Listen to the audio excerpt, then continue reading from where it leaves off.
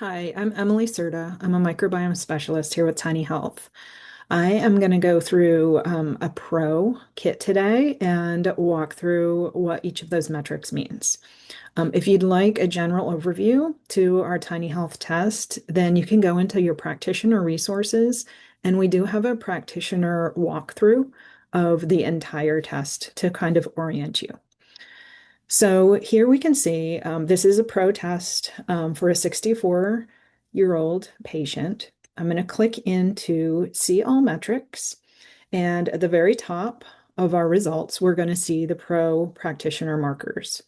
Pro markers are stool chemistry markers. So these are different than the shotgun metrics that you're going to have in the rest of the test. The shotgun metagenomics testing, it is whole genome testing, and it is looking at the microbes present in the gut as well as the genes present that are able to do functional actions. So if the microbiome doesn't have the microbes, that's one thing. If it doesn't have the genes, then it can't perform a function. So here in the pro test, we are looking strictly at stool chemistry, and this is like what's coming out in the stool. So here at the top of the pro markers, you'll see 4 inflammation markers. We do have secretory IgA. This is looking at immune response in the gut. And this one, it can be driven high with acute inflammation, and it can be driven low, typical to like a cortisol response, where cortisol is high acutely, but over time kind of becomes depleted, and then is low in more of a chronic situation.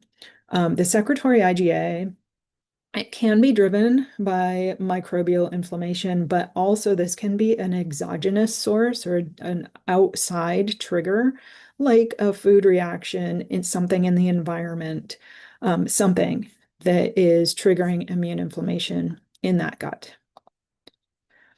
So then we have calprotectin and lactoferrin, and I'll kind of talk about these together. Both of these are pretty strong indicators that are related to IBD specifically. So calprotectin, it is used as a pretty sensitive marker for IBD, whether there is a flare that's current, even during IBD treatment, or if this is something that has gone undiagnosed and needs to be caught.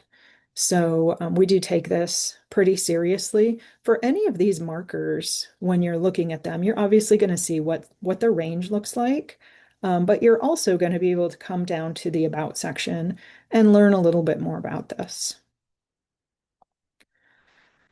So both calprotectin and lactoferrin, very important markers of inflammation. They can, usually when these are elevated, we're maybe retesting in another 4 to 6 weeks. And if they remain elevated, then often that can be a referral to a specialist for an endoscopy, make sure that there's nothing big going on there. For lactoferrin specifically, infants, we don't usually recommend this being run for infants, but if that were to happen, lactoferrin we would expect to be high in infants because of its presence in breast milk. So lysozyme, this is a non-specific marker of inflammation. So this is related more to neutrophil action. And this one, sometimes when this is out of range, this is related to a picture of dysbiosis, microbially driven inflammation. So often I'll see a lot of pathogens in a report related to a high lysozyme, especially when the picture of inflammation overall looks like everything's normal, but lysozyme is high. It's also worth noting this is innate response for inflammation, and that innate immune response can occur with a GI infection, virus, something like that. So the lysozyme tends to stay elevated. I believe it's 4 to 6 weeks after a GI illness. So we want to rule that out as well. Okay, further down in the pro markers, we can get into digestion and absorption markers. So we are looking at pancreatic elastase production. This is what's coming out in stool. And 200 and above is normal for our test. Below that, we start to get into considerations about pancreatic insufficiency. Okay. Fecal fats will be reported on. This is a fat stain to tell you if there are fats, steatorrhea occurring with your patient. The muscle fibers and the vegetable fibers, these actually, they are on some of our older reports, and they're no longer on some of our newer reports because we're finding that we have enough information without those specific markers. So those, a lot of times, these are related more to chewing and being mindful and maybe some digestive enzyme. Needs, but carbohydrates, on the other hand, when this is positive, it means that there's some sugars coming into that stool. And that can be definitely looking at diet quality and balance, but also thinking in terms of digestive enzymes. And do we need an amylase or something to help break that down? Okay. Further down, we do have pro short chain fatty acid production. So this is, again, what's physically coming out in stool. And here we can see you'll get a range telling you if there's kind of the optimal range of these short chain fatty acids in the sample. A lot of times with these, when they're trending high, that could be representative of a great diet, really high in fiber. We're making a lot of short chain fatty acids. You really have to pair this with patient presentation. And I like to pair this also with the shotgun markers for short chain fatty acid capacity.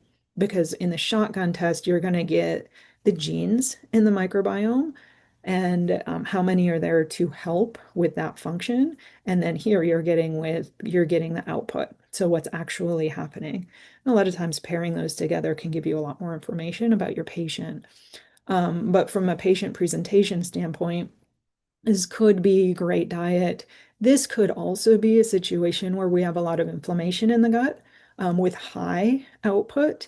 And so we're not having as much absorption of those short chain fatty acids as we would like. So there's a lot coming out in the stool.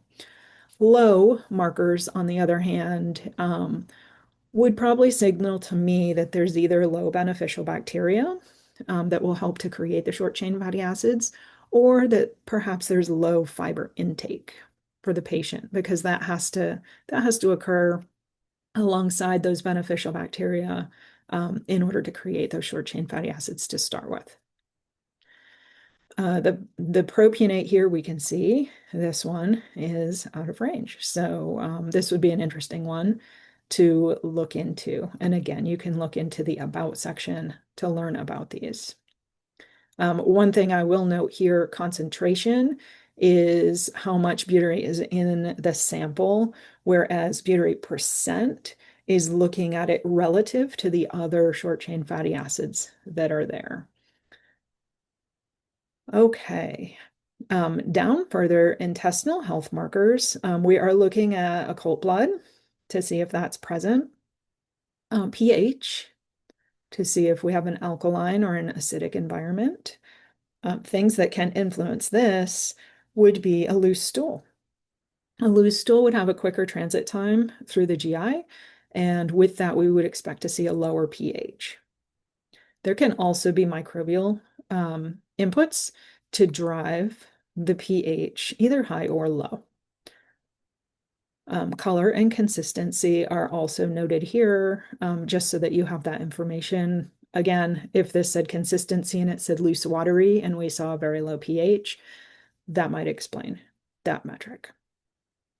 The last thing in proenzymes is beta-glucuronidase activity.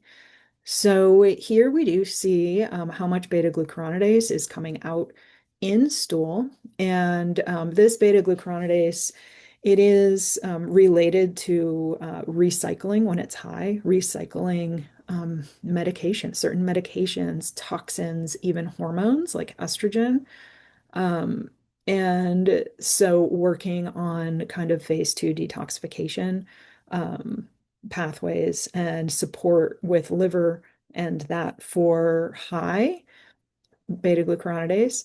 Now, low beta glucuronidase I see occasionally, and this can occur if somebody's eating like a really great vegetarian diet, strict vegan diet.